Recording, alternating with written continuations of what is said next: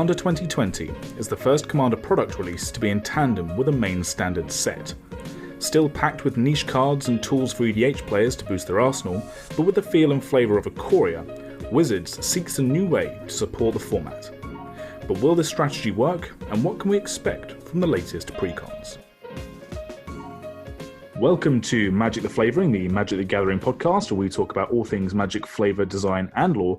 My name is Andy Mann. Hello, this is Nathan Cancel. And we are doing our episode on Commander 2020. We tried to fit it into our last episode when we took on the Ikoria set, but actually I think there's enough to be talking about here that we could actually do a whole episode on it, and this is that episode.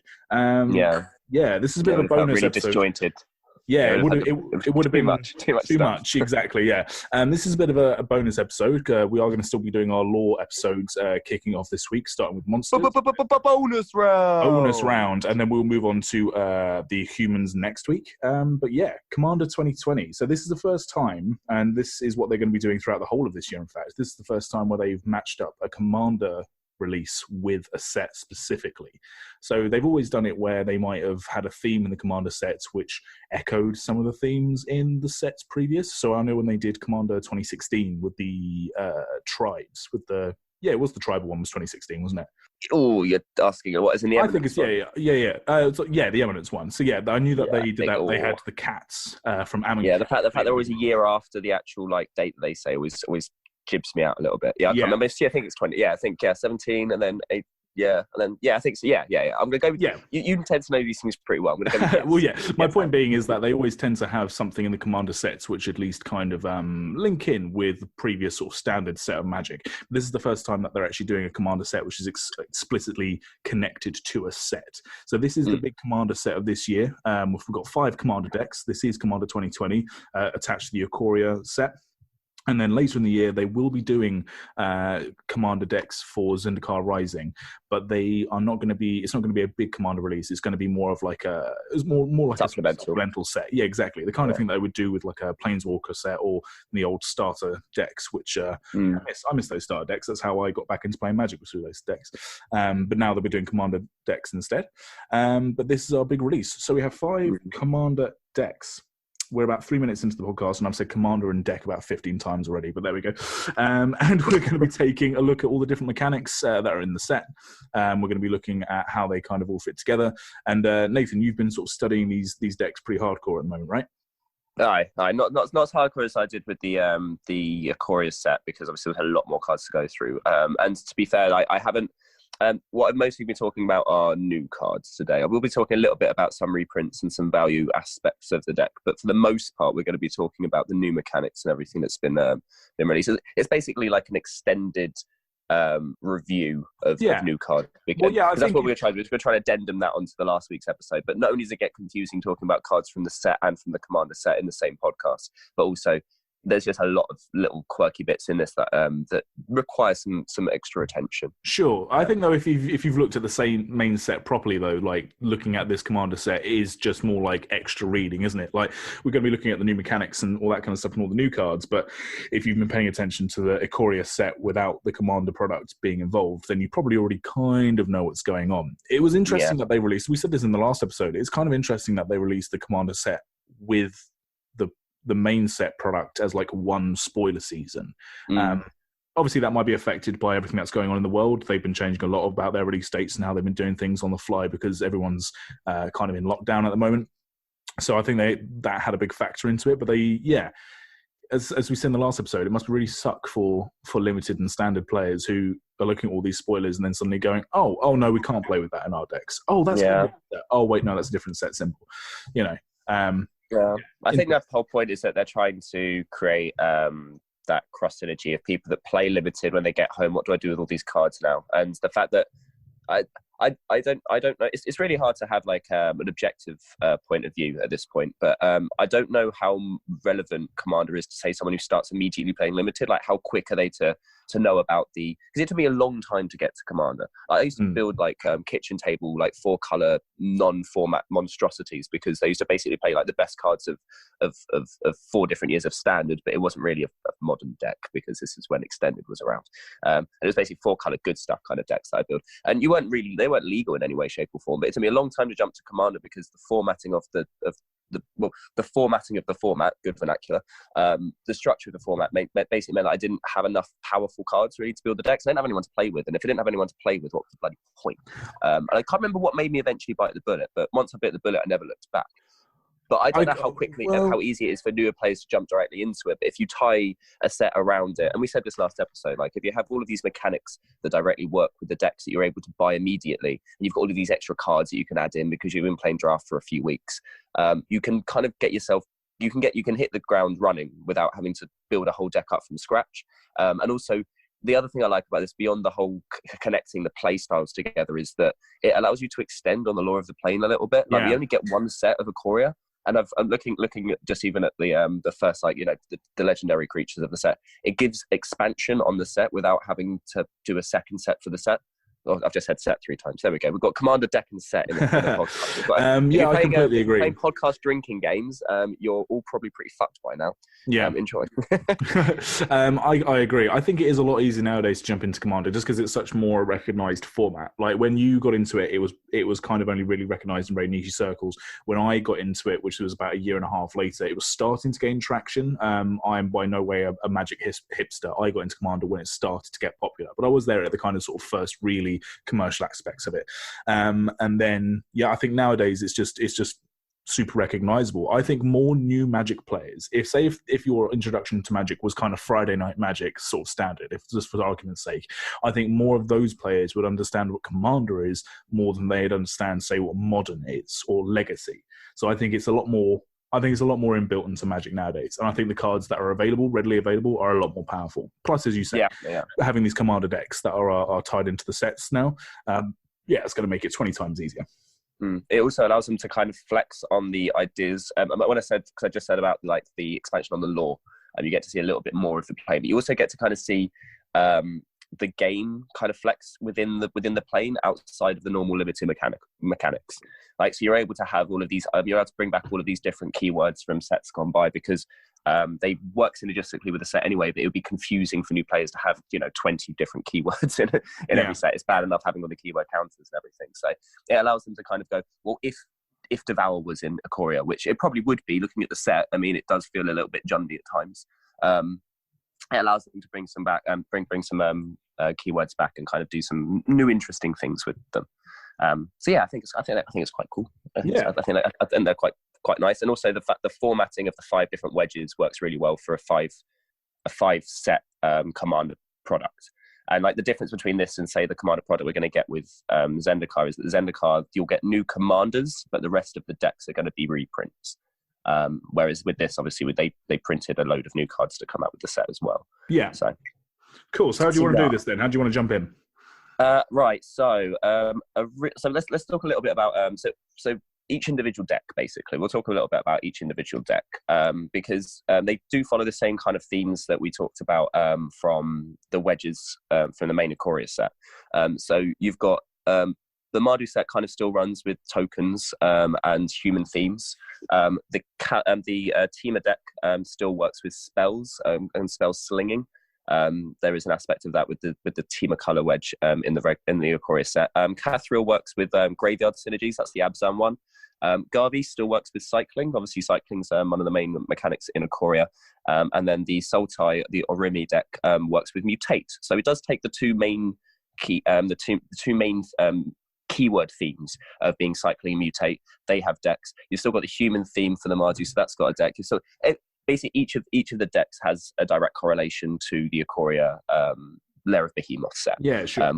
Which works quite nicely. The flagship generals, anyway, have a very direct link to the Ikoria set. The secondary legendaries will do something a little bit quirky, as they're wont to do. But let's talk about. Should we talk about each general as we go by? Sure. Uno by Uno. Yeah, let's do it. So I mean, I don't want to say so many words to you this episode, otherwise it'll get a bit bulky. I've got a little list of all of the things that I kind of want to touch on in terms of what I think is interesting from year by year. And so at the beginning, we'll just talk a little bit about the legends, but I'm not going to go into every single one of them because that's a lot of text and a lot of things to pay attention to. Well, I think at this point in time, all of the deck lists are up and sort of revealed now, so there's no like spoilers anymore for the commander decks. So if you want to look through the commander decks of your own volition, they are all up on there. I have in front of me, I've got MTG Goldfish with the commander deck lists all up, and I think there are a lot of very high value reprints. There are a lot of new cards because they are tying it to the set. But I mean, yeah, the heart and soul of these decks, as it is with every commander deck, does lie in its kind of suite of legendaries, because there are some new cards which we'll get to, I'm sure, which are new because they need to print these into the commander format, but they don't necessarily sync up super well with the deck itself. And they do this on purpose when they make commander decks. They don't make them, 7 and 8 super highly tuned. They make them 4, 5, and 6, like, they're considered like deck builds, and they do work together, but they're not like super tuned out. So yeah, the legendaries is where it's at. So I think that's a good place for you to go. Yeah, cool. So so Jarina Kudrow, who I believe is going to be relations to the general from the main set. I don't know. Yes. If we actually. I don't know if we. I've yet to finish the book. I don't know if we hear about Jarina within the novel or not. I can tell you, and it's not a spoiler, I can tell you she is in there, and she is General Kudrow's daughter. Cool, lovely. So it's nice to see. It's nice to see that connection of you see the dad, and also the fact that the dad's he is a mythic as well, isn't he? Actually, no, he is a mythic. Yeah, General Kudrow. Right. I was going to say it's funny that the daughter's rarer than the father is, but I think they're both actually mythics. So yeah, it's quite nice to see that little synergy across the family, and the same way that we saw Teferi's mum, I think it was in the Teferi's daughter. Is it daughter? Sorry, yeah, of course it's his daughter. His mum's like thousands upon thousands. Yeah, it's Teferi's daughter, who is like physically only about 10 years younger than Teferi is, or they're roughly the same age by the time that we see her, because obviously he's all young with time magic. Anyway, that's Teferi. Jarina Kudrow, who's the Mardu commander. Yeah. So when she enters the battlefield, you create a 1/1 white human creature token. Human soldier creature token for each time you've cast your command from the command zone. Other humans you control get +2/+0. It's a 3/3 for 1 red, white, black. I actually think this is probably the weakest out of all 5 of them out of the box in terms of like. It probably plays really, really well, coming from like a Mardu, techie, combat-y based deck runner. Yeah. I'm not sure if +2/+0 to all your other humans. I mean, don't get me wrong, out of the box, these probably play really well together balanced-wise. Aggro, when you go into the big wide world of constructed commander, is a lot tougher to pull off. And I don't necessarily think this is actually. Even in a format where I play partners, I play Mardu partners. I don't think this is going to be good enough. I think making a board for like an army in the can aspect, I think is really, really good for this deck because it's going to have a lot of sacrifice effects and everything in it. So I think that does work quite nicely in creating a board. But I think there are better options for you out there. I think should be all right in the 99. If you've got like a cheap, say like a Lesha deck or something like that, where you're likely to be casting her a few times because she's going to get killed. I don't think it's a bad option. But I think probably out of all the 5 straight away, I don't like her as much. Sure, I think that I think a secondary is a lot more interesting. Yeah, I mean, so yeah, +2/+0 if you're looking to create a board state which you can defend from isn't good enough. But I will say that her whole feel and the whole feel of this deck in general is that you're throwing your soldiers, you're throwing your resources at the enemy, and then kind of you allow them to die. Like there are cards in here like Garner the Blood Flame, which is the Rakdos legendary that can bring things back to your hand from the graveyard if they died this turn. There's this kind of aristocrats feel. So yeah, I think the +2/+0 is less about you creating this army that you can kind of keep pushing your opponents, and it's more about like forming this Hail Mary that you just chuck all your resources at in one go, let them die and get benefits from it. So yeah, I think Mardu's an aristocrats kind of feel. I always think like my Mardu deck is an aristocrats deck. So yeah, that's the feeling I kind of get from her anyway. Yeah. So her lieutenant, as I'm going to say. So basically, each deck has 2 wedge-colored mythics, and then they have each deck has a partner with pair. So the lieutenant for the Mardu deck is Kelsian the Plague. Not only is that a really, really cool name, it's a red, white, black 2/2 human assassin. It's got vigilance and haste. It gets a +1/+1 for each experience counter you have. It has a tap ability. So tap Kelsian deals 1 damage to target creature you don't control. When that creature dies this turn, you get an experience counter. Mm-hmm. I'm glad they put the you don't control bit in it, because before I read that bit, I was like, oh, I mean, don't get me wrong. You can kind of skull clamp everything. It's still just another beta. That like this is the thing about the Mardu deck. It's a little bit I think hampering to it. I mean, it would probably be like the Mardu the Markov deck. I think it will end up being really powerful. But it is. I like the ping ability. I think it's very clever. I think the idea is obviously if you do like if you have like kill spells and stuff in your hand, you can tap to deal the 1 damage to get in beforehand to get the experience counters. And then the fact it's a vigilance and haste is really, I guess, is really good because you never lose the experience counters. So if you put up like 2 or 3 experience counters on this, it's not even that expensive as a commander. But if you get like 2 or 3 experience counters on this, having a 7/7 or an 8/8 in your command zone that can come out and attack immediately, and it can tap immediately for what it's worth as well. Could you theoretically with this? Could you say if you already had a few experience counters on it, could you attack in with vigilance? They declare blockers, and then after the declare blocker step, tap it to ping the thing that's blocking you, so the damage still backs on. Yeah, 100%. I think that's definitely part. That's definitely part of the play style for him, or her, him, her. I'm not sure. Hard to tell. Yeah. There's no obvious things, and they're wearing a really cool mask, so you can't really see their face. I think, I like assassins in Magic. I think there should be more sort of notable assassins, and Kelsey's definitely getting there for me.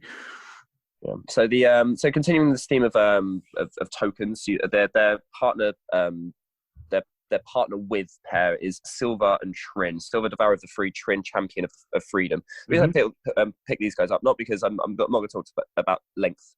I'm not going to talk at length about them, apart from the fact that the partner pairs are I'm not going to say considerably less powerful, but they're less potent than the tricolour cards. Not only are tricolour cards more potent because they're tricolour, but the partners do feel a little bit watered down. I feel like they've deliberately taken a step back ever since the partner mechanics came out in the original set, and everyone had a lot to say about it. I think tried to dial back.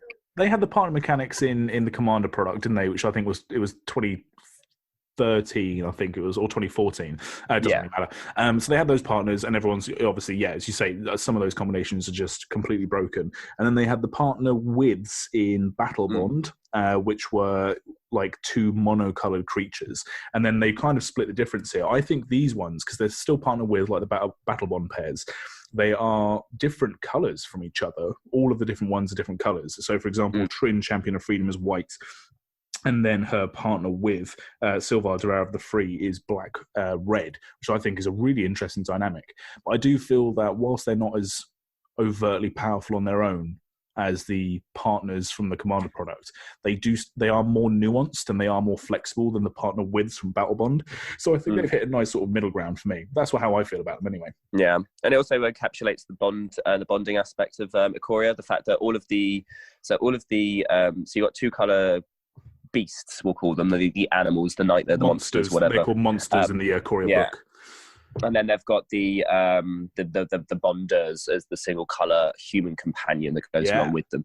There is a bit of a disconnect in terms of like flavor wise. I'm not entirely sure. So if Trin's Champion of Freedom, so the white one, but Silva's Devourer of the Free, does that mean that she's just taking people out of the city and feeding them to well, I mean, if we look at her ability, she makes soldiers, right? She makes soldier tokens, and then Silva, Devourer of the Free, is sacrifice human, put a 1/1 counter on Silva, Devourer of the Free. So I think is that she cries wolf cries cat because a cat nightmare, Silva, but she cries cat every night, and because she has to be attacking to get the 1/1. So she goes, hey, let's go and attack this. Let's go and kill this monster, and Will goes, all right, let's go and do that. That'll be great. And she goes, troll, eat him. Thanks. Do you think that's what it is? I think it's tragic. I think she's a little shyster. No. I think she's as opposed to all the other bonders and their monsters in this set, which they seem to be kind of like this friendly pair. I think she's beset by Silva. I think she's bonded to it and is trying to like fight for freedom, but every time she does, she has this like demon, this nightmare cat that comes out and eats all of our allies when she's trying to do good, and it's just there to torment her forever because she's intrinsically bonded to it. I think that's what's going on. Oh, okay. So you think it's an unwanted bond? Yeah, I think the cat is the. That's so horrible. One. Like, I love you so much. No one else can have you. I eat all of your friends. Nom, nom, yes. Good, fantastic. Good. I like that. Cool. Yeah. All right, so moving on to the teamer, we've got Calamax, the Stormsire. This is a 1 blue, red, green for a legendary. Oh, pardon me. A legendary creature, elemental dinosaur. We've got a lightning stegosaurus, Andy. It looks really. Yeah, it's very cool. The artwork is brilliant. Whenever you cast your first instant spell each turn, if Calamax the Stormsight is tapped, copy that spell. You may choose new targets for the copy. Whenever you cast an instant spell, put a +1/+1 counter on Calamax, and it's a 4/4. I don't mind this. I think it's a little bit better than, well, not better, but I think that it's a slicker version of Riku, if you wanted to go the spell slinger route, because you can put in some tap abilities. There are loads of different ways to add like artifacts or enchantments to your deck that can tap your creatures down. So you don't even necessarily have to be attacking to have that tapped clause be met. And then it is each turn. So you can do something on your turn and someone on everyone else's turns to get double up effects. If you're playing Teamer, you're probably playing a load of counter spells and burn magic and that kind of thing anyway. What I'd say in this deck is definitely try and get hold of some instant speed ramp, because then you can double up your instant speed ramp, and then Teamer loves having loads of lands in play. I like this. It's a bit more generic, basically. It doesn't have the Teamer wedge in Ikoria had the same kind of thing of it just felt kind of good stuffy, just like good stuffs. Just play more spells. I mean, what I like about this is that because Spell Slinger, if you're doing a creature deck which has Spell Slinging as its kind of support, or vice versa, usually what happens is that you cast an instant or sorcery, and then your sort of young Pyromancer or your Talrand will create tokens for you, right? So that's the payoff. Or you have something like a Crackling Drake or an Enigma Drake, which gets bigger and buffs up due to the amount of stuff you have in your graveyard. Or there's some kind of temporary effect, like Prowess, for example. What I like about or Kiln Fiend. Yeah. So that's kind of where they've always stuck. They have like various themes and stuff, but what they haven't done yet is a permanent buff in the form of counters on something that's already quite a big body. I really like that. I like the idea is that they've got this Spell Slinger buff thing, which they've been doing for a while, but they've retrofitted it to be into an Ikoria feel, which is sticking 1/1 counters on this giant fucking electro dinosaur. Like, I really like it. I think it's really cool. Yeah, no, I like it a lot as well. His lieutenant is Xeris. Why they put X's sometimes in words just to make the card look cool. Xeris, right? Yeah. The Writhing Storm. That's a snake Leviathan. And the only thing I don't understand is that are most Leviathans snake-ish? Anyway, no. I get you completely. It's like calling something a snake worm. You're like, I don't know. Yeah, like is the Sky Swallower a snake Leviathan? I don't think it is. One second, let's have a quick check. Active. No, it's just a Leviathan, and it looks just a snake. Anyway, whatever. This is the set of weird creature typings.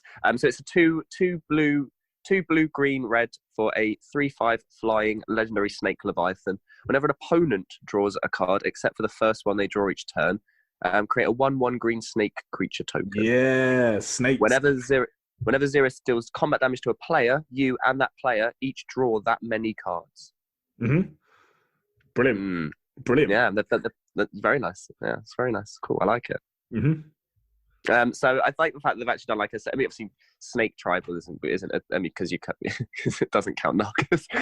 Doesn't count Nagas. Snake Tribal gets one more legendary that you can get away with running your blue snakes in now. Fantastic, awesome. Adds in a colour as well.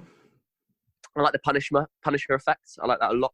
I like running. I flashed in an Ocean Thief against my housemate playing my Tulane deck the other day.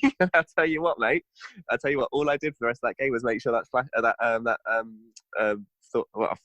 literally, I've got so happy. Ocean Thief. There we go. I had to spend the entire game keeping the Ocean Thief alive, and I just won the game off of that. That sounds like a fun game. Yeah, well, look, I'm playing against Tulane. Okay, I had to do what I had to do. So yeah, creating 1/1 snakes I think is really good, especially against if everyone on the table is like forgetting the fact that you have the attack trigger of where not only you drawing 3 cards and the other opponent's drawing 3 cards, you can create nice politic moments with this as well. If you want your opponent to draw 3 cards, you get 3 snakes and they're taking 3 damage and you get to draw 3 cards. But like hey, if I attack you with this 3/5 flying, just so I can get some tokens, so I can block these other douchebags at the table, you know. And like, how about you and I both draw 3 cards? How about that? And I was like, how about if I pump it, we draw 7 cards each? And you can create almost this little like dichotomy, because you can play all of like your power increasing effects on the nonsense in green anyway. You can have these little moments where you go, how many cards do you want to draw, buddy? I mean, you have to take some damage, but how many cards do you want to life draw? is a resource, isn't it? Like, and it's not like he's getting bigger and bigger. Yeah, it's not like he's getting bigger and bigger like the Calamax of where you had encounters on each time. Like, he's still only a 3/5. So the fact that you're getting 1/1s and your guy's not getting bigger and bigger and you're just getting some blockers, I imagine once you've hit someone for 7, you get 7 1/1s and draw 7 cards. They might not let you do it again. Yeah, but, sure. but I like the shimmy and shake of this is quite cool. The fact it's called the Writhing Storm as well, it creates that kind of like, oh, what do I do? Do I let you through? Yeah, nice. Writhing decisions for the Writhing Storm. The partner. Go on. I was going to say the artwork by Philip Burnham is not only is a great artwork, but it also shows one of the cities on Ikoria, which we don't really see throughout the story too much. So there are three cities. Sky Sail is the name of the city. Sky Sail. We've got Sky Sail, Lava Bridge, and Dranith, and Lava Bridge and Sky Sail are kind of secondary locations. So it's really nice to see it on a legendary creature in the commander set. As you say, it's kind of exploring and expanding the lore in a really nice way. So yeah, just thought I'd drop that in. Yeah, plus as you say, I did mention like the artworks. The artwork for Xeris is really, really nice. Really good artwork. Yeah, Philip Burnham did a fantastic job. So the partner with is Paco, Arcane Retriever. This is 3 red-green for a haste 3/3. When it attacks you, exile the top card of each player's library, put a fetch counter on each of them. Put a +1/+1 counter on Paco. Yeah, fetch the thing. And you put a +1/+1 counter on Paco for each non-creature card exiled this way. The partner with it is Halden, Avid Arcanist. He's a 1/4. You may play non-creature cards from exile with fetch counters on them if you exiled them, and you may pay any mana. You may pay mana as if it was any mana to cast them. My only gripe with this, not only like all of the yes, they may fetch happen. Amazing. I love this dog. This dog is the best boy. Yeah, he's very cute. You just run this as a Gruul dog deck. So you don't worry about having the partner with. Fuck it. I mean, you don't need it. The only reason I think you'd want to is because you'd want to run the Chakram Retriever and Chakra Slinger from Battle Bonds. I'd still keep it as a partner with and do it as like a man's best friend deck or something like that, because then you can have all the dogs and all of their like sort of partners and owners, couldn't you? Yeah, all the bow wows. The only thing is Halden's the only one that doesn't really do anything by itself. Every other command, like all the humans tend to be a little more lackluster than the nightmare monsters. Shockingly, because they're 2 colours and they're super pokey abilities. But it feels like the humans are like the lesser part of this. This one's definitely much more sort of symbiotic relationship. You couldn't run either of these as like a. You couldn't really run them on their own, even in other decks. I don't think. Yeah, no, exactly. They can do stuff on their own. Yeah, but even in my Maelstrom Wanderer deck, which wants to cast stuff off other people's ivories, I don't think this is going to find a way in. The only thing is its fetch counter super cute, cool, lovely. Yes. Moving on to the Abzan, you've got Cathril Aspect Warper. My boy. Last week because Andy's going to be building a deck around this, aren't you, Andy? I've already made a prototype deck on Tapped Out. Started off with 146 cards. I'm now down to 116, so I'm getting there. I'm getting there very, very slowly. But yeah, this is my jam. This is what I live for. This kind of play style is great. Yeah. So it's a 3/3. Whenever it enters the battlefield, put a flying counter on any creature you control. If a creature card in your graveyard has flying, repeat this for first strike, double strike, death touch, hexproof, indestructible, lifelink, menace, reach, trample, vigilance. Yeah. I ran out of breath there. Then put a +1/+1 counter on casual for each counter put onto a creature this way. So yeah, like lovely graveyard synergies. Lots of dumping keyword soup creatures into your graveyard and stuff. Like, I mean, I'm not gonna talk too much, but I'm excited to see what your deck's gonna look like. Well, I mean, but yeah, this it gives you so much options, so many options. This deck, I mean, I've been listening to a lot of other sort of either as content creators or deck builders or whatever talk about all these different decks, and when they talk about all the other ones, the other 4 decks, they've got nice ideas and all this kind of thing, and they are very interesting. But this is the one deck out of all of them which people are excited to get cards which have very little relevance in Commander to start having relevance in Commander. So like everyone's favorite Vampire Nighthawk, that is going to suddenly be really like important in this deck, because it was kind of Vampire Nighthawk. The problem is that it looks really good on paper, and it almost gets into every deck build which wants vampires, almost gets there with decks that want creatures that are utility, but then always gets cut for something else that has a bit more command. Because it is just a dude. Because it is just a dude. Whereas in this deck, the almost there is good enough, because then all of the keywords for the keyword soup with the Cathril trigger is just perfect. And there are lots of different cards which are almost there, which look really splashy and fun from like olden days of Magic or from like kitchen table Magic, that suddenly become very potent in this deck. And I think it's going to be a fan favorite. Out of all the other decks, I think this is the one where we're going to see lots of different builds, because there are so many counter matters, there are so many keyword matters, there's so many graveyard matter strategies that people can make Cathril decks however the fuck they want, and they'll all be good. I'm very excited. Yeah. And obviously we had Rayami recently with the soul type build out for the morph deck, and I think it's quite good to take away the blue mill side of it, because blue's got some interesting stuff, but add in the white, because you've got all of like white has its own like graveyard synergy anyway. Well, Golgari does a good job at self mill anyway, so yeah. Yeah, so I think that's fine. I think it's a very cool card. Plus, making your commander a 6/6 flying death touch lifelink from one card's pretty decent. So good job, Nighthawk. And then Good it doesn't even matter if it dies, because then Catherall goes back to your command zone. You put another creature on the battlefield, you recast Catherall, and suddenly the whole process starts all over again. Like Make sure you run some graveyard protection though, Andy. Yeah. Oh yeah, shit. Right, I'm going to have to go back up to about 120 cards now. Okay. Yeah, exactly. Just in case you hadn't thought of that, make sure you run some graveyard protection, because that's that graveyard probably going bye-bye at some point. Yeah. All right. Yeah. Good to know. Yeah. Yeah, speaking from someone who plays Merrin and having to run off of a graveyard of only 3 cards with only 4 cards left in your library, I know the hate. I understand the hate. Right, cool. So Tyam is the lieutenant, the Luminous Enigma. This is a 3/3 legendary nightmare beast for 1 white, black, green.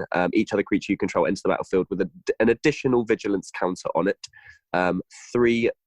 No tap, just 3 mana, remove 3 counters from among creatures you control. Put the top 3 cards of your library into your graveyard. Then return a permanent with converted mana cost 3 or less from your graveyard to the battlefield. Lots of 3s. 1, 2, 3, 4, 5 3s. 5 3s in there already. Anyway, this is kind of cool because it's just play more into the graveyards aspect of it. Otherwise, not particularly crazy cool. There is some vigilance stuff and keyword abilities that obviously play within Ikoria. I think this is just a way to potentially use those if you want to make a vigilance deck. Okay, you got a vigilance deck now. Enjoy. Otherwise, not particularly interesting. I think this is definitely going to be the commander for people who like the Catherall deck. But I think Catherall as a creature, when people see that hit the battlefield, it's going to draw a lot of attention. Whereas Tayam is a bit more of a kind of sit-back commander. Like, no one's really going to waste removal on this guy, but it helps facilitate your deck a lot. So I think, this is a good alternative. The only thing I'd say is because it doesn't have a tap ability, there's a good way to go infinite and make infinite colorless mana, which you can do in any number of ways in Magic the Gathering.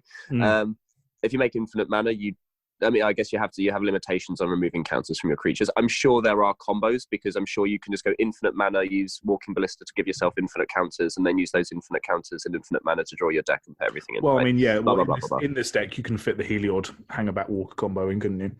Yeah, exactly. Yeah, boom, easy peasy. Obviously, I look at it because it looks a bit plain vanilla-y, but that can easily be broken. And the fact that it looks plain vanilla-y and can be broken probably makes it quite an interesting deck. If someone's running this their commander, they're probably playing something underpowered or playing something very broken. And I don't mind that metric. I'm not going to talk about their partner with particularly quickly, because I don't think there's that much. It's not that interesting. Really, I think this one's pretty good. Don't you like this one? Yeah. Go on. Okay, cool, I want to hear what you want to say, and then I'll okay, right. So Yannick, Scavenging Sentinel, 2 green white, for a 3/3 legendary creature, Hyena Beast with vigilance. Yeah. Don't get me wrong, it looks cool.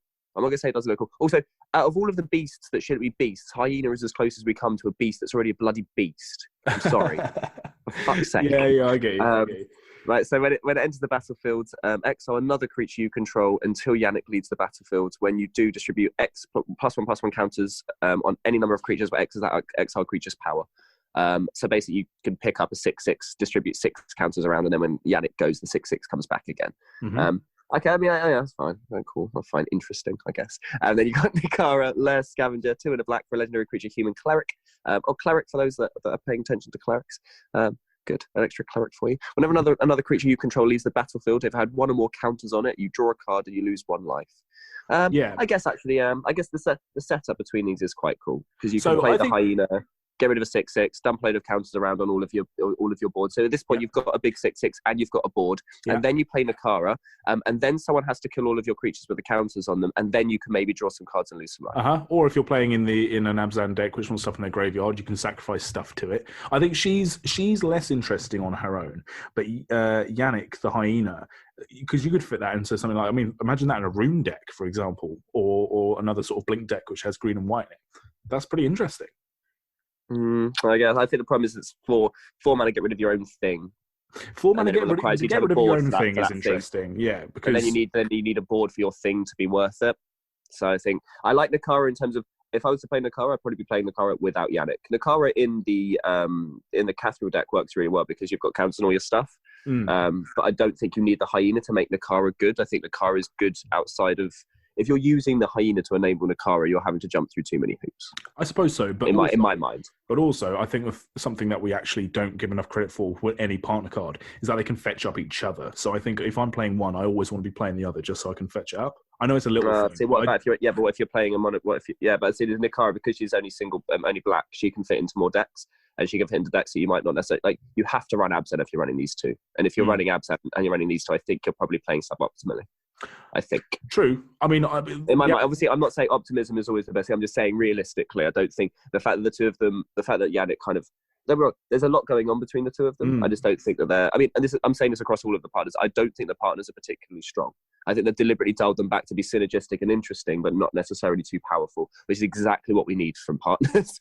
I mean, that's true. Yeah. I don't think that's necessarily a mistake if that is the case. I do think that making them 3 colours essentially between the two of them is a lot healthier. Because especially, I mean, things in Commander, obviously the partners from the old Commander product, which were a myriad of different colour combinations, they weren't just monocolour creatures, obviously means that they're a little bit broken because you can mix and match. The fact that these guys have to go with each other, but they still have the flexibility of having all these different colours, if they were to head up a deck, for example, means that you can have, instead of having a commander deck which has one strategy and then a sub-strategy, you have a commander deck which has a lot of different little avenues. I think that's interesting. Opens up building space. Yeah, I think it's a shame that the other partners got such a bad rap, and realistically, it's only like 2 of them. It's only really Thrasios and Timna that I would say are powerful enough cards by themselves that you could run them as individual commanders. And at that point, then where's the opportunity cost of adding another couple of colours, another couple of cards into? I think that was the same thing with literally the opportunity cost wasn't high enough. And with these, the opportunity cost is pretty high because you're having to shoehorn yourself into a very specific archetype and way of playing. And I think that having the 2 extra cards in your hand. Don't get me wrong, I play 3 different partner decks in EDH, so I understand the joy of having a 9-card hand at the beginning of the game.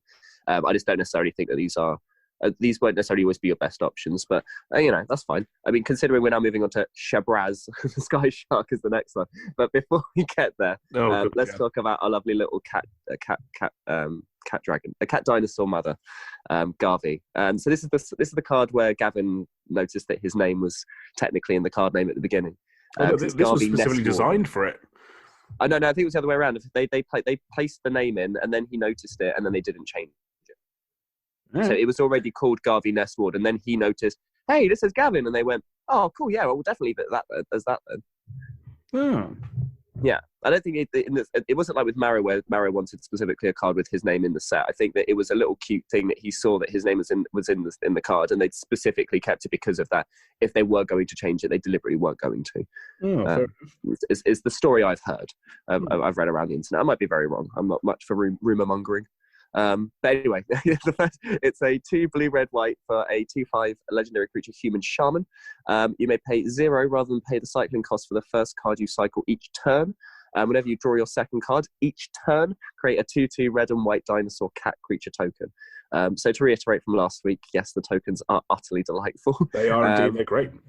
Again, we comment each turn, so the fact you can cycle a card on every turn, 4 times a turn cycle potentially, is for free. Is pretty nut butters. The fact you'll be drawing a second, you'll definitely be drawing a card. Getting a 2/2 on your turn if you cycle on your turn, because you'll be drawing a card for your turn as well. If you can cycle 2 cards in someone else's turn, you get another token as well. I like the fact that this is a little bit like a card, but on a different axis. Yeah. Okay, the spirits aren't flying, and you can't burn them for mana, and it's not for every non-creature spell, but you can do things like Decree of Annihilation for free. Sure. Make everyone's time. Decree of Annihilation, by the way, is the one that destroys all the lands if you cycle it. If things destroy all lands, artifacts, enchantments, blah blah blah blah blah. If you pay it for its 10 mana cost, but if you cycle it for 6 mana, which obviously you could do for free off of Garvey, you destroy all lands instead. So there's going to be some people doing some nice things out there with that. This is obnoxious. You can do some really in the same way with Anya, of where discarding and drawing a card.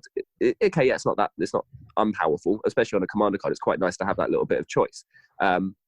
The fact that then you untap with every madness card, and then you can turn your deck into a turbo storm deck out of Rakdos, and you can go absolutely crazy using things. I mean, you can go the World Gorger Dragon combo, which is probably what you're going to do anyway. You're going to be digging to that. But the fact you can fill out your deck with essentially 35, 40 different madness cards and go through half your deck in one turn out of Rakdos deck's pretty cool. Same thing with this. If you just barrel a load of cycling cards in it, and then have some win conditions, tucked in there, 2-card win conditions. You can basically burn through your entire deck, draw a load of cards, get a load of tokens, and profit that way. So I think she's quite strong. I think that's why they put her at 5 mana.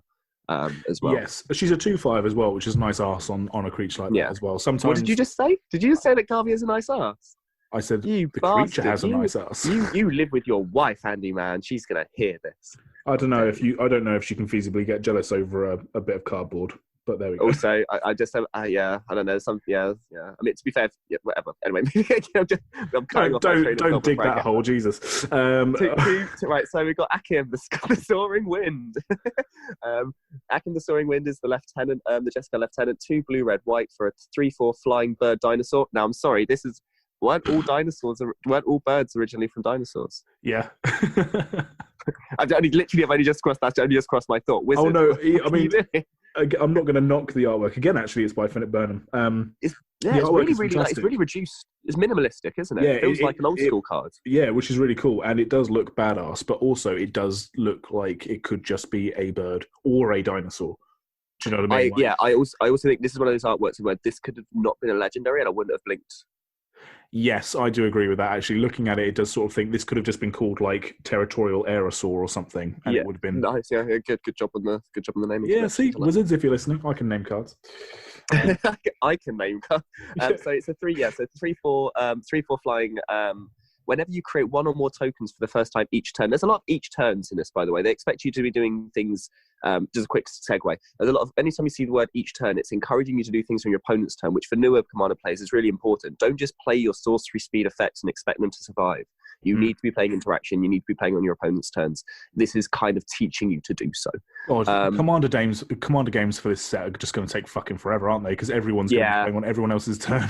Yeah, and everyone's going to be new, and they're not going to know what their cards do, and the deck's going to be new, so no one else is going to know what anyone else's cards do. It's going to be great. It's going to be lovely. What a terrible meta. Jesus. And so, whenever you create 1 or more tokens for the first time each turn, create a 1/1 white bird creature token with flying.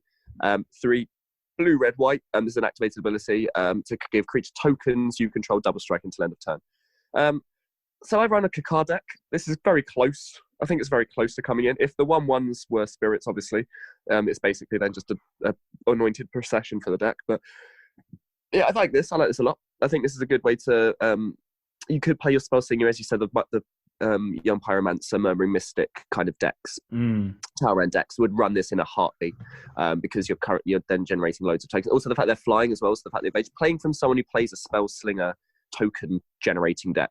The fact they have flying is super important, especially the fact then you give it double strike. What's it encouraging you to do is basically make a load of it's basically an aggro version of Kakar, is how I look at it. Kakar I look for is more like a combo potential, because you can use the spirits to make more tokens. Use the spirits to make more mana, to make more tokens off of cheap artifacts and that kind of thing, and you basically can go stormy, whereas this is way more aggro-y. I actually play more aggro-y for my Kakar deck, so I'll probably try Akim at some point. I'm gonna have to buy the Jeskai deck regardless anyway, because it's a Jeskai deck, of course. So yeah, I'd be interested to see. I think the fact that it allows you to give all of the tokens double strike out from Garvey herself. I mean, obviously we haven't talked about this in any length, but obviously all the lieutenants work very well with the generals. All of the commanders all do work together synergistically in some fashion.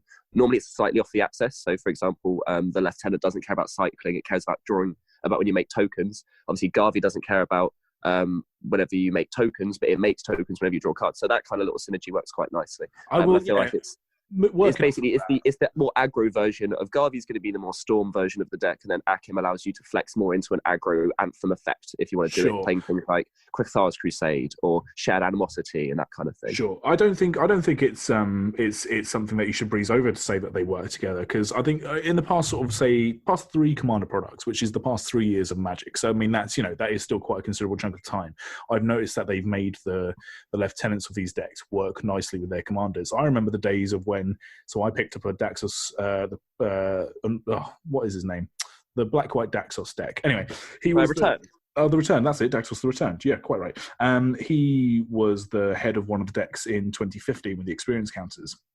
And I opened that deck up, and those decks have a lot of value in them. They've got a lot of really sort of expensive cards that still held their value. Black Market, Thought Vessel, things like that, right? So very cool deck. But the lieutenant for that deck was Karlov of the Ghost Council, which was an exile +1/+1 counter life gain sort of commander.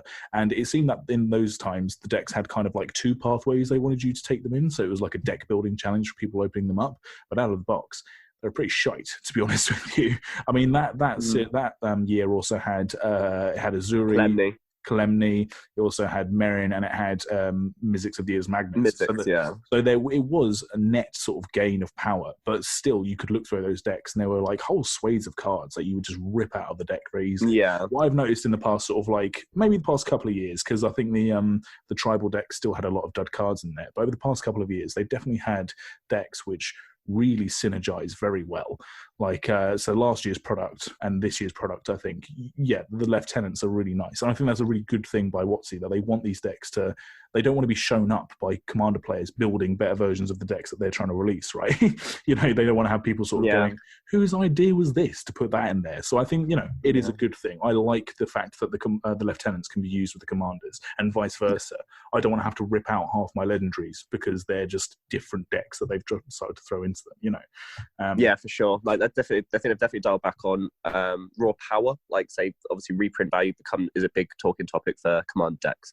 But they've definitely, instead of having all these clunky, powerful cards that you wanted for your collections that might work-ish in the deck, now they've just made the deck synergize really well, so you can upgrade, but it works really, really well as it plays out of the box. Yeah. Also, speaking of Daxos, I didn't mention this, but Daxos is definitely the card that, and actually both Kalemni, the two more lackluster experienced commanders, both get helped by Kelsian. The That's fact true, that he makes experience counted. You don't have the opportunity cost of having to play all these enchantments when Daxos is in play to then get your spirits. You can just make a spirit because you've got a load of experience counters from Kelsian. Same with Kalemni, suddenly all your expensive cards cost. She's suddenly huge without having to play all of these 6-drops, 7-drops in your deck. So I mean, that's the nice thing of bringing back a mechanic. So like Kelsian's the only one that has an experience counter, right? I mean, that's been the only card printed in the past 5 years that has anything to do with experience counters. And you're right, suddenly it makes these 2 other cards, which people were probably really excited about, then dropped off very quickly. Now they become relevant again. Yeah. Yeah. So for those that are trying to build the 5-color experience deck, you've actually got a pretty good option as well now to add to it. I'd say probably just go Mardu if you're going to go for experience deck. But I mean, you do you.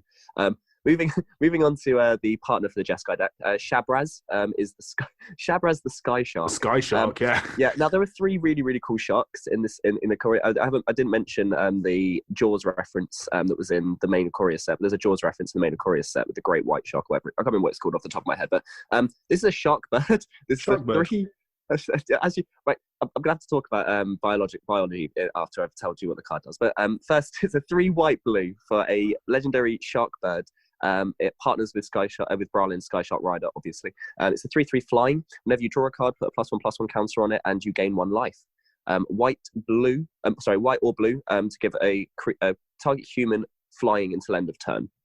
Mm-hmm. And then the partner that goes with it is Bralin. It's a 3 and a red for a legendary human shaman. It's a 3/3. Whenever you discard a card, put a +1/+1 counter on Bralin, and it deals 1 damage to each opponent. Pay a red to give target shark trample until end of turn. Yeah, the fact that what I love about these 2 is the fact that you don't see the rider on the back of Shabraz in Shabraz's artwork. No. So as you're scrolling down, you're like, okay, cool, and then you look down, you're like, oh god, he's riding a Sky Shark. Of course, he's riding a Sky Shark. It kind of reminds me a little bit of the partner, the dragon and the knight from Battle Bonds. I can't remember Korvoth and whatever. Yeah, exactly. I can't remember what her name was. The fact that the fact that the dragon gives humans a bonus ability and then the human gives dragons a bonus ability. This is mirrored here with these 2. I like this rider effect. I think it's very cool for partners. You can go infinite, I believe, with Shabraz, with Drug Skull Reaver, because whenever you draw a card, you gain life. So whenever you draw a card, you put a +1/+1 counter on Shabraz, gain a life. Whenever you gain a life, you draw a card off of the I've forgotten the name of the other one again already, Drug Skull Reaver, and then it creates that loop. The problem is neither of them are May abilities, so you need a way to interrupt this, otherwise you die. you just draw your deck, and then die. The thing I want to say biology-wise is it looks like the wings have taken the place of where the gills would go. Does it breathe air or water? Does it fly through clouds to get the moisture? I can't see on this resolution whether it's got gills. It doesn't look like those are gills or whether those are sort of scars. So it's got, you're right, it's got two lower wings, which seem to be like the sort of the guiding fins. I don't quite know what. Yeah. And then So it's those got are two mutated larger into wings. wings. It's got two larger wings on the back. It still does have its tail, a shark tail, and it does still have its dorsal fin, which you can see in the sky. In the rider one. Yeah, exactly. Yeah. So maybe, I mean, I don't know. This is one of those queries of how does this mutate thing? Like, don't get me wrong, I get flying fish idea, but did one day it just erupt out of the water, and then the magics of Ikoria went, fuck, it needs lungs. Give it lungs that can work, you know. And then it went, well, if it's got lungs that can work, it needs to stay out in the air. Give wings. Right, if there is a god of Ikoria, it is a child messing around with Duplo blocks. Okay. So anything that flies, which has a giant gaping mouth that is mostly open all the time, is not. Is probably not very aerodynamic. Think of the amount of flies that go into his mouth.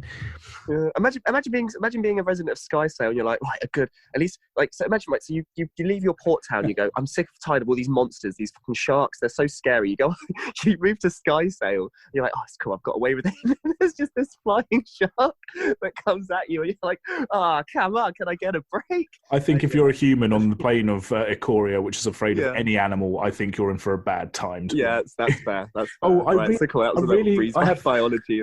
I have a fear of gnats. Oh, thankfully gnats aren't too monstrous. And then suddenly this gnat dinosaur bounces past. You're like, oh my god! Right?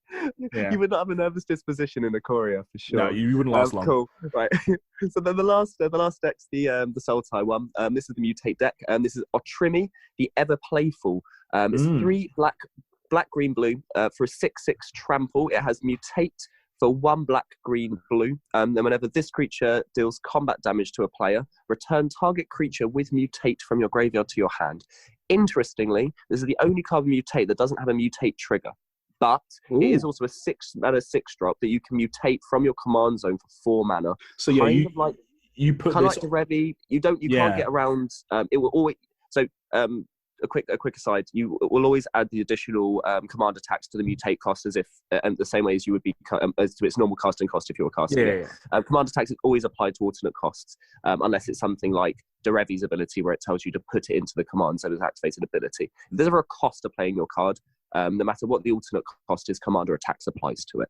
So this is quite an interesting one. This is obviously the mutate deck. We didn't say it, but Garvey's obviously the cycling deck.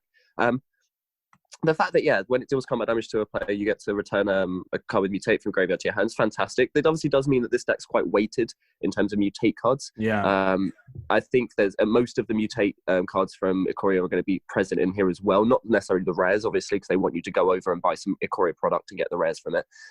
I think the thing I like about this card more than anything else, beyond it just being kind of a bit generic, just does a normal Sultai good stuff thing, which is fine. Sultai gets enough love. Simic especially gets enough love. I don't think that's too bad. His artwork and the fact he's the Ever Playful. I want to know more about this guy. He looks really cool. He looks like really the most interesting character, that's for sure. Because out of all the monsters in this set, they either fall into the category of unbelievably cute, like an otter which has an electric hairdo, or unbelievably monstrous. Whereas this nightmare beast, it kind of falls very much in the middle. It looks pretty scary. It's this, it's a very chunky looking boy, but the fact that he's kind of playing on a branch and he's upside down, he's like hanging off of it. Yeah, I believe he's maybe not that vicious, but I wouldn't necessarily say he's not dangerous. Whereas all the other cute monsters, you kind of think, oh well, they could probably bite me, but then so could a dog in the real world. Do you know what I mean? Whereas this guy, very, very Sultai, very Sultai. I think the characterization is very good. Yeah, apart from being a 6/6, he kind of reminds me a little bit from my shameless IP plug of the episode. It reminds me of the little salamander out of Frozen 2. It'd just be like a fun boy to have. Like, I'd love to bond with this guy. He seems great. Do you know what? I've not seen Frozen 2. Is it good? Oh, really? I'd recommend it. It's pretty good. Right. Anyway, so kind of it reminds me of a pucky kind of aspect. The fact this is quite generic means that we have a very, very weird Zaraxa, the Exemplary, is our lieutenant. So we had a very general, I guess going wrong, having to work with mutates fairly narrow. Zaraxa is fairly narrow in ways as well. It's a 1 black, green, blue for a legendary Nightmare Hydra. Again with the artworks. Simon Dominic, your artworks, mate. You need to do more artworks. This is really cool. It's got it looks kind of again like the old school artworks of where it's a little bit, the vibrancy is a little bit up, the pigment's a little bit up. It looks a little less realistic. Like there's a lot of artworks that they do nowadays with digital artwork of where they try and make it not hyper realistic, but you can imagine it existing in the real world more easily because it looks like it's been made in the real world. Zaraxa kind of reminds me a little bit of Invasion style artworks back in the day, like a bit of, just that it pops a little bit more. And it's a 2/3 Death Touch. It taps to add 2 mana of any one color to your mana pool. Whenever you cast a spell with X in its mana cost, create a 0/0 green Hydra token, then put X +1/+1 counters on it. So this is your X spell. I mean, not only, we've got a lot of X support recently, but this is your Hydra support that gets you most of your Hydras. You don't get the red ones in this one, unfortunately. So you're going to have to trim a little bit in that regard. But the fact it's a 2/3 Death Touch mana rock is really strange. The fact it's a 2/3 Hydra with no other way to make itself bigger is already a bit weird. Like, it has no way itself to grow. But the fact that it makes other Hydras is quite cool. The fact you can do this off of like Finale of Devastations, you can do this off Genesis Waves, you can even do it off of a what's the one? Ever-flowing Chalice, which would go very well in a Hydra deck. This seems like one of those things of where like they're trying to tick off the box. Another right. So if you want to build Hydra Tribal, we've done Rites of not Rites of Flourishing. What's the one that you play? Unbound Flourishing. Unbound Flourishing. So you play cards like that where doubles X values, and then they went, okay, well you've got your reds, you've got your Gyrus, the Jund one. You've got your Jund one, but you've also got the green one from M20 as well. Yeah, exactly. Yeah, so you're taking all of your Hydra boxes. People like play big X spells, and Zaraxa is a really good way to do so. You don't even have to play the X spells, really. Just talking about Hydras, though, I think they've been trying for a long time, because you're right, they have printed a lot of legendary Hydras recently, and it was probably because they knew they were going to have this in this set. But I also think that they've been trying to do Hydras, because they also had Palakronos coming in as Golgari in the latest Theros set. They've been trying to do Hydras in different ways to try and make them maybe feel like their own tribe, but not just like a big green dumb creature. So they've been trying to find out where they kind of fit into the sort of Magic sort of gameplay world, if you like. And X spells are obviously a big deal with Hydras, because X spells appear on a lot of them if they're not going to appear on all of them. This Hydra, because I really love Hydras, not only does this feel really, really good for me, I'd like to see Hydras and Sultai, actually. I think that'd be a really good place for them. This is the first commander that's come by for a long time that would make me take apart my Karametra big mana deck and turn it into an X spell deck. Because Karametra, the way I built her, has been sort of half X spells, because you've got all the mana available. But it's always bemoaned me that I can't make it more thematic, because I want more Hydras in there. I want more kind of X spell shenanigans in there. And this guy, yeah, it's tempting. It's very tempting to take apart my Karametra deck to build this guy. And we'll see. We'll see what the next year brings. I'm not 100% sold, but this is very interesting. Much more interesting than any of the other Hydras that have come out recently, I think, for sure. Yeah, absolutely. Yeah, I think the whole point is they originally wanted, because I thought this a few years ago, it's probably about a decade ago, but they're talking about each color having its own lesser tribe and major tribe. So the lesser tribes would be like, say, goblins, elves, humans, all that nonsense. Then the major tribe for green was moving into Hydras. And at the time I was like, yeah, there's not really that much design space. At this point, you only had like your typical like Colonian Hydras and things like that. And I was like, okay, yeah, fair enough. And then they do things like Apocalypse Hydra, where it has those abilities. And the fact that they're really expanding it out and seeing where else they can go with Hydras is, I think, a really, really good idea. Because now Hydras are probably more diverse than, say, Angels are, or say Dragons are. 100%. So, yeah, I think Hydras, they've done so much with Hydras in their design. And like, yeah, it's almost like how we say that giant is like a subspecies. So you can have like a giant cat or a giant whatever. I kind of feel like Hydra is becoming a subspecies now, which is a good thing, because you have your goat Hydras, you have your lizard Hydras, you have your fucking snake Hydras, you know. Yeah, we'll get onto that a little bit later. There's always, it seems in every Commander product, there's what can we make into a Hydra this set? Yeah. And they're really pushing about out. We've had lizards, we've had turtles. We'll talk about the one today in a little bit. But just the last thing to talk about for the Sultai deck is the partners. You've got Akima, Stalking Shadow, 1 blue black for a legendary creature, Whale Wolf. And now Whale Wolf doesn't do this creature justice. It is so cool. That fin, oh my god, the fin. Yeah, it's very cool. He's a chunky boy. Done great work on this. Yeah. The artwork in general in across both the Core and the Commander product is pretty stellar. And it's a 2/2. It cannot be blocked. When it leaves the battlefield, you deal X damage to target player, and you gain X life, where X is its power. Its partner with is 3 and a green for Kazur, Ruthless Stalker. It's a 3/3 human warrior. Whenever a creature you control deals combat damage to a player, put a +1/+1 counter on that creature. So kind of like the vampire ability. Whenever you hit, it gets a little bit bigger. Obviously, the Stalking Shadow is unblockable. So this one's, again, a little bit generic. Basically, you've just got an unblockable attacker and someone who makes it bigger whenever they get in. I don't think they're necessarily that bad. I didn't actually talk at all about Bralin quickly. The fact that whenever you discard a card, put a +1/+1 counter on it, and it deals 1 damage to each opponent. We did breeze over that for the fact that Shabraz is super, super, super, super interesting. That's really broken in cards like in decks like Nakusa or Neheb, where you're discarding your hand. That's a lot of damage. Yeah, I think Bralin's Sky Shark Rider is going to be a bit of a sleeper hit, to be honest with you. But yeah, exactly, because he can just drop into other decks. It's just that static ability. Whenever you discard a card, forget even the +1/+1 counter on him. It's just the deal with that 1 damage to each opponent. It's actually really strong. You don't see that often. The fact that Kazor, compared to that, not only does he not have the activated ability that Bralin has to give Sharks Trample, which is a great line of text, the fact it only gives +1/+1 counter to creatures that deal combat damage to a player. Yeah, I would like it if it made any creature, when it deals combat damage to one of your opponents, get a +1/+1 counter. Obviously, that creates politics, but even something like that may be a bit less generic. Those two, out of all of them, actually, I take it back. Yeah, the Yannick and Nikara can lose their mantle. Ukima and Kazor have my option as the least interesting of all the partners. And I think, the idea is it's just another alternative option. The fact that Akuma looks so cool, the werewolf, it looks so cool. Makes me really want to.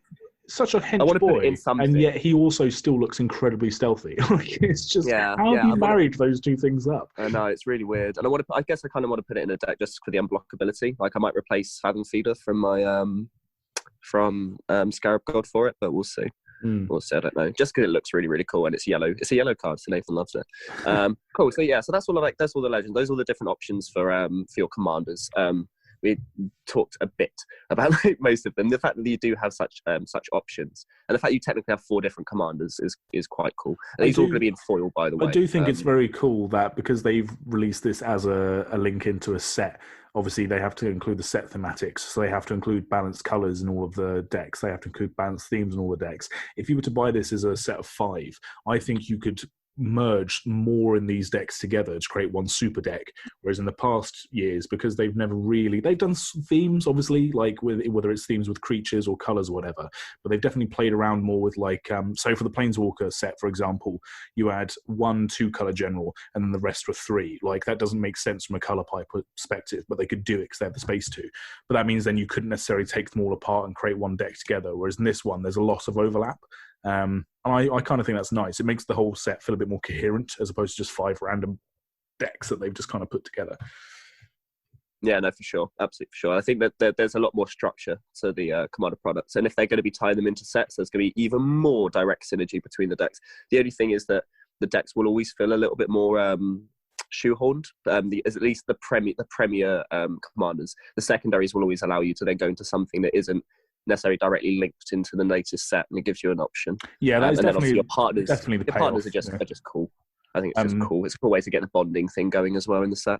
Yeah, nice. I agree. Yeah, there's a bit of give and take with the way that they're doing this. I think, as a product to buy to kind of get into the current format of Magic, I think they're probably better if they're tied into the set. But you're right. Yeah, the flip side to that is that you lose a little bit of the kind of outworldly commander sort of thing where they could just go, oh, we want to do a fucking Baron Sangir deck. Like, let's just do that. They have to kind of make it fit in. Interesting. Yeah, we'll see how that goes. Cool. Yeah, so moving on, we've got a very interesting cycle. I think this is the most interesting cycle out of the out of all of the decks. Out of all of the cards that have been released. And that's the free cycle. I say free, air quoting, as I always do with every episode. I say free. Basically, these are instants that you can cast without paying a mana cost if you control a commander. And as with all free effects, they've probably tried to balance these nicely, haven't they, Andy? I'm sure they don't have obnoxious effects that really no, swing. These are all the cards which are going to be worth about 30 quid in about a week. Yeah, these are the chase cards. Things like Teferi's Protection, of where you can only get it out of a commander set, and it's just so ubiquitously powerful that you can't not have it. This whole cycle is that. So basically, you've got 2 and a white. So all of them cost 2 and a color, apart from the black one, which has cost 3 and a black. They're all instants. The white one gives creatures you control indestructible until end of turn. The blue one counters target non-creature spell. The red one, you may choose new targets for target spell or ability. The black one exiles target creature. and the green one prevents all damage that will be dealt by creatures your opponents control this turn. Which the green one's a bit of a disappointment for me because that just seems like a shit version of the white one. Do you know what I mean? A white one can be played again into a Wrath, whereas Obscuring Haze is kind of specifically about combat. It allows you to, I guess, not only can you survive a turn, where as long as you've got your commander, you can't be hit that, like you're not going to die from combat damage that one turn, and it also allows you to potentially create situations where you're attacking into someone. I think it's the idea that it's a fog, and fog effects in EDH are always a little bit less impressive than you want them to be. Yeah, no, I agree. I think it's probably the least, potentially the least powerful in a vacuum. I think deflecting SWATs, that's the redirect one, the red one, the redirect one. I think that's arguably going to have less opportunistic use, but when it's used, it's going to be really powerful. Sure, I can't think people are obviously going nuts over the blue one, aren't they? Because it's a counter spell. Yeah, it's basically a free counter spell as long as you control your commander. It. Like, I'm not a big fan of blue mages. Like, in terms of blues, I'm with people when they sort of whinge about blue magic and counter spells and stuff. Fine, but God, at this point, it's just a counter spell. Get over it. Yeah, you've already got Pact of Negation. You've already got Force of Will. You've already got Pact of Force of Negation. Force of Negation. Pact of, you've already got all of these. So, like, I don't really see adding one more as the absolute end of the world. Obviously, the whole point is that you need to have your commander in place. This works really, really well with cheap commanders. Deadly Rollick being a free removal spell is probably like the least, I want to say the least interesting, because all of the others can protect your commander, whereas Deadly Rollick doesn't help your commander survive. Because obviously you're going to have your commander in play when you play free typically anyway. But at the same time, a free removal spell and also exile is very important for commander as well, because graveyard's a lot better to have your creatures sat in than removed from the game. You don't want your creatures removed from the game. But I think all of these are very powerful. And as you say, I think these are going to be some of the chase cards for the set. I know for a fact that because I play a Mardu commander, a Mardu partner deck, that kind of runs combat things and also plays tricks. I want all three of the other. I want all three that I can play. And this is maybe a point of when they keep making all these really, really, really powerful cards, and there is always a powerful cycle per commander set. Typically, there's always something in there that people want to play most of their decks. Eventually, when we get a few years down the line, I'm not going to have any space for any cards that weren't, the really, really good card from the latest commander set that goes into commander decks. This is true, but then how many Teferi's protections have you really faced out in the wild? I mean, I've faced a few. Yeah, to be fair, not every play session. It's not even every month. I have one, and I think I've played it once. Maybe, and I've had it played against me with the deck that I was playing once, maybe, and I've had that card sit for about a year now. So yeah, I do understand. That's the thing we spoke about not that long ago about there aren't too many people doing tooth and nail for Creative Behemoth and Avenger of Zendikar. We don't necessarily see it so much. I mean, also for CDH, I think Fierce Guardianship's really, really important, but CDH is a whole different beast, so I don't think that's necessarily so important for the general populace. It's also not something we should be worrying about. Like, no, it's also a free counter spell. Yeah, it's also a free counter spell you can actually get hold of fairly easily. Force of Will is still really expensive, even though they released it in Iconic Masters. It's still really expensive. Well, if you look at it this way, if you look at the blue one this way, yes, it's a free counter spell, and yes, people don't like blue counter spells. But if you look at it from a point of view of health for the player base, you're right. It's an affordable, achievable counter spell which has that effect. I'd rather have that option available to people from like a fellow game player example. If someone goes, I really wish I could have these cool counter spells, but they're worth a bajillion pounds, well, that's not fair. Whereas now they have the option to have that effect in their deck if they want it, and if they use it against me more than 4 times in a play session, I might get up and move to a different pod. But other than that, like, get these cards out there. People deserve to have powerful cards. Yeah, and it introduces this kind of play style as well into more casual gameplay. This idea of keeping up the tricks. Obviously, this helps newer players because they probably will be doing that thing if they use all of their mana on each of their turns. And this, if as long as their commander's out, which again, if you're a newer player, you probably want to be playing your commander out as quickly as possible. It gives you an option to still have interaction without having overcommitted. And it might teach people to have this idea of being able to be prepared for other people having a counter spell, be prepared for people to have an answer when you don't expect them to. So I think, it probably generates better gameplay as well as introducing some quite powerful effects to the format. I just want to mention those because I think the blue one, as you say, is probably going to be very expensive. I think all of them in general could be worth. I think the white one's piqued my interest as well because it's another Teferi's protection. It's another sort of Eerie Interlude. By the way, people, if you're not playing Teferi's protection, just play Eerie Interlude. Like, seriously. absolutely. What are you doing? Or the one from Ravnica Allegiance that gives indestructible and has the addendum ability. Oh yeah. Um, Oh yeah. Can't remember. The Phalanx I one. can't remember. I can never remember what it's called. I've got it in one of my deck. I can never remember what it's called. Anyway, yeah, there are options for if you don't have Teferi's protection. Plus, the price has come down a bit since the mystery boosters. Anyway, sidetrack. We get so sidetracked all the time, Andy. It's lovely. The only other thing I wanted to talk about in terms of newer cards is there are some quirky cards. Now, these are just standouts that I saw that I really wanted to talk about. The first one is Eon Frolicker, because it's a very strange card. Now, this is this. I wish that they'd changed the artworks around from this and for Lutri, because this is also really cool. And I think it would have been fine, and then we could have had Lutri artwork on a card that I might want to play. This is a 2/2 for an elemental otter. It's a 5/5 with flying. And when it enters the battlefield, if you cast it, target opponent takes an extra turn after this one. Until your next turn, you and planeswalkers you control have protection from that player. Ooh. Now, the reason I bring this up is because you can obviously there's nothing.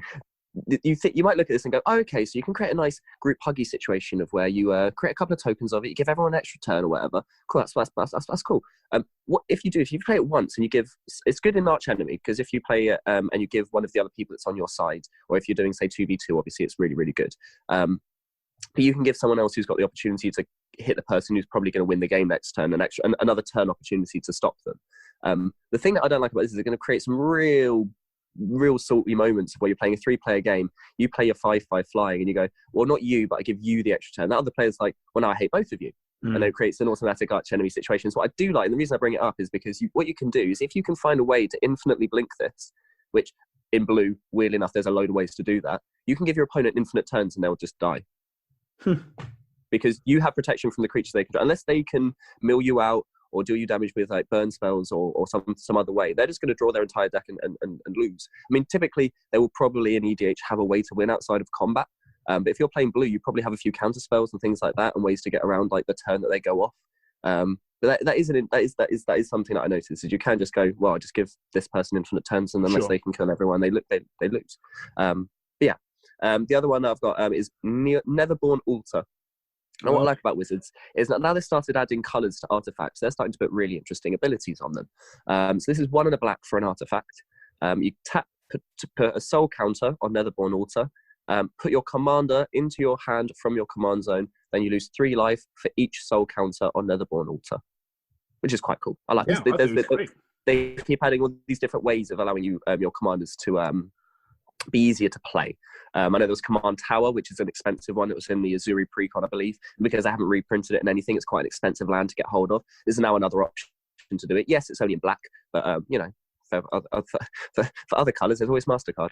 I think it's a nice way that they're flexing into design spaces around specifically, like, being able to replay your commander, and knowing that sometimes the feel bads of having your commander killed 6 or 7 times isn't so fun. Obviously, you have to pay life for it, as all with black, as with most black cards, but black doesn't really care about that anyway. I think that's an interesting. Oh no, yeah, it's a great addition. Great addition for any black deck that has an enter the battlefield effect for their commander for sure.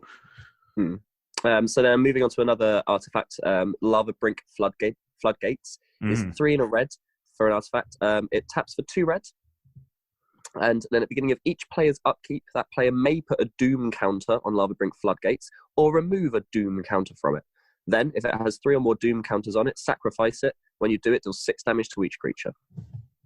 Cool. I love all these Plague Boiler effects. I think they're very, very cool. Yeah. I mean, obviously, in a 4-player game, there is an opportunity for basically, I've looked up a lot of people talking about this, and it's essentially a Punisher card, because it's allowing your opponents to choose of whether you wrath the board to deal 6 damage to everything, or if you have a 2-mana mana rock. People are saying it's not necessarily so good, because in a 4-player game they can decide before you even get the mana back to kill everything.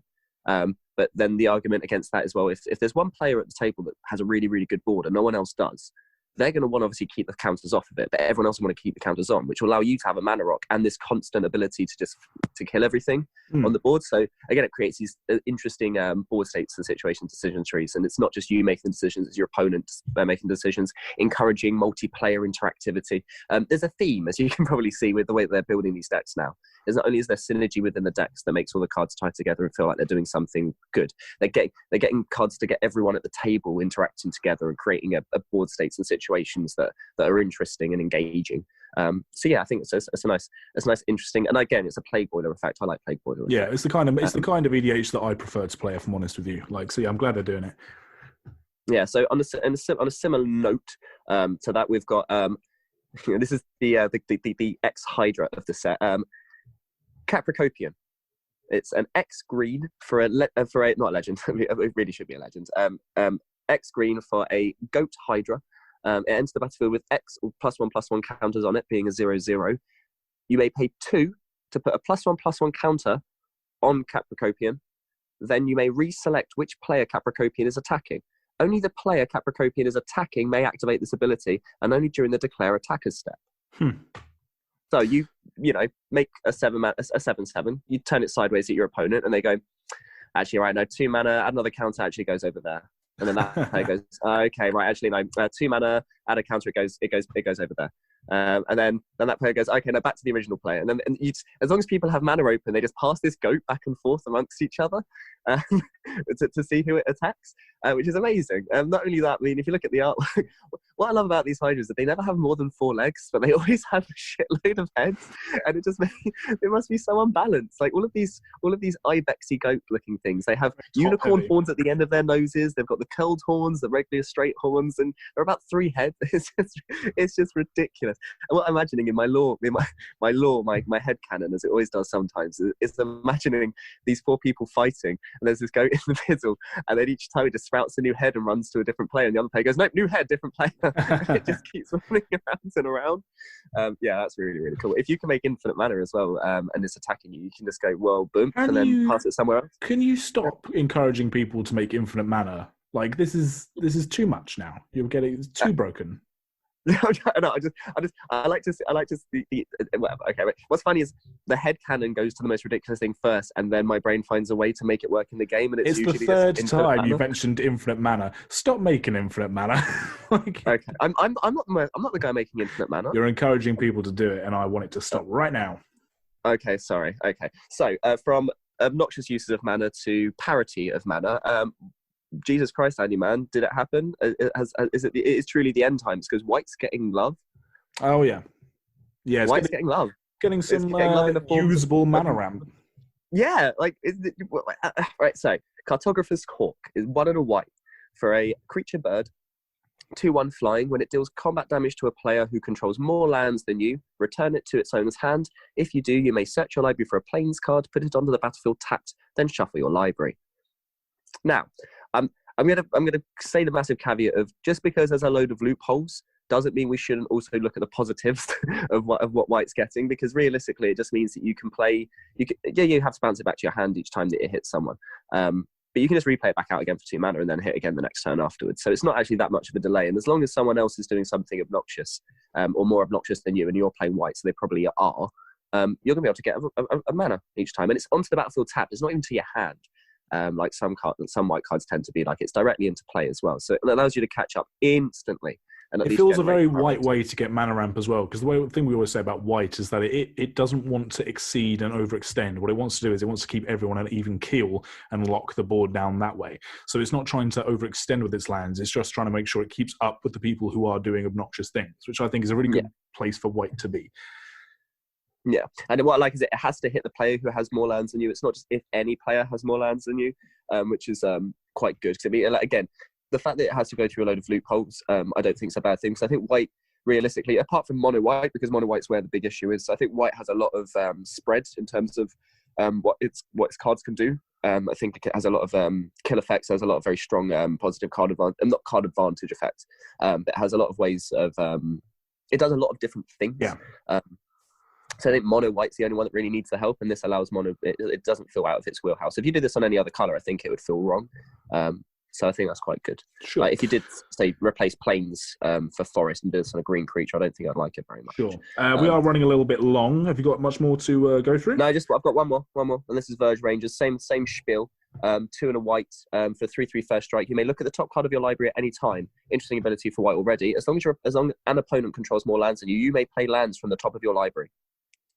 Nice. So not only have you got ramp, I'm not going to say ramp because Cartographer Assault isn't really ramp because you're not getting ahead of mana unless someone else is ahead of mana, but this is card advantage. Holy nonsense. White got card advantage. On a 3/3 first strike, you can look at the top card. As long as the top card's a land and you haven't played a land this turn, you are drawing a card by putting a land from the top of your deck into play. That is drawing a card. I don't care what anyone says. It is. So it's drawing a useful card as well, not a dud card. Exactly. Yeah. So the fact that White's getting these 2 cards, this compared to Happily Ever After, where Mara said that White's getting effects that should help it keep up in Commander. These are the effects that I want to see.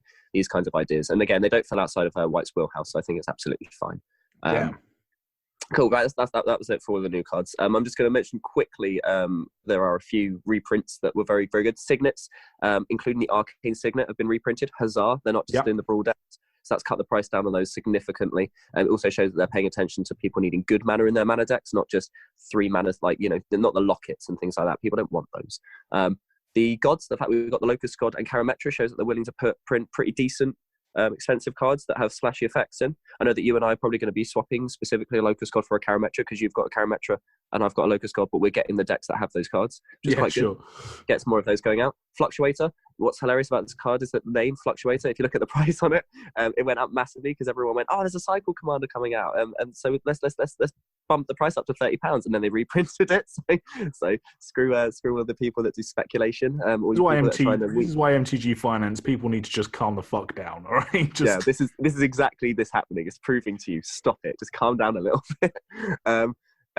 Walkers, the Walker selection is quite good in this. The fact we've got Nissa Steward of Elements is quite cool. Chant of Flamecaller, like the Planeswalkers in the last year were pretty lackluster in my opinion. And the fact you get Nahiri in this set as well. Some cool Planeswalkers brings the price of those down a little bit. Shadow Animosity is a really, really cool card. Shadow Animosity is a big reprint, yeah. Yeah, I've had that. I've had a playset of that since Morningside because I played back then, and I've not been sat on the value of it, but I probably should have traded a few off because I knew eventually it was going to happen, and it has happened. And then a few little things, not necessarily reprints, but returning mechanics. We've had things like Delve, Devour, Strive come into. It's quite cool to see little effects that we haven't seen in a long time in great in big amounts. Like getting a little bit of extra Strive, I think is quite cool. Yeah. The Devour mechanics also works really well. The Delve card's also really, really cool.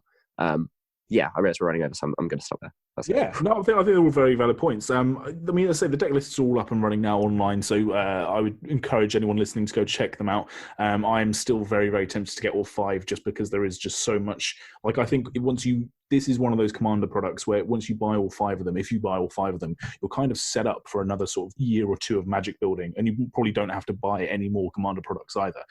There are some Commander products where you think, oh, if I was to buy 1 or 2 of these decks, or even all 5, I'm still kind of down a lot of things that I'd need to kind of keep playing Commander. Whereas I think this one's really jam-packed, which is really cool. We didn't even talk about the lands. About you get a tricolor fetch, the tricolor fetch lands from the main Ikoria set as well is really important. Very, very cool. That's one of the things that drops on the last day, and it allows you to then mana bases is obviously a big thing. But they can still do better, but I think they're getting there. All right, guys, that is our Commander 2020 overview. Not necessarily a review, but an overview. Next week, or rather later this week, and then the week after, we'll be doing our lore episodes on Ikoria. We're starting off with monsters and then moving on to humans. If you have not read Django Wexler's Sundered Bond, I'm not going to force you to read it because I'm not your dad, but I will suggest that you read it.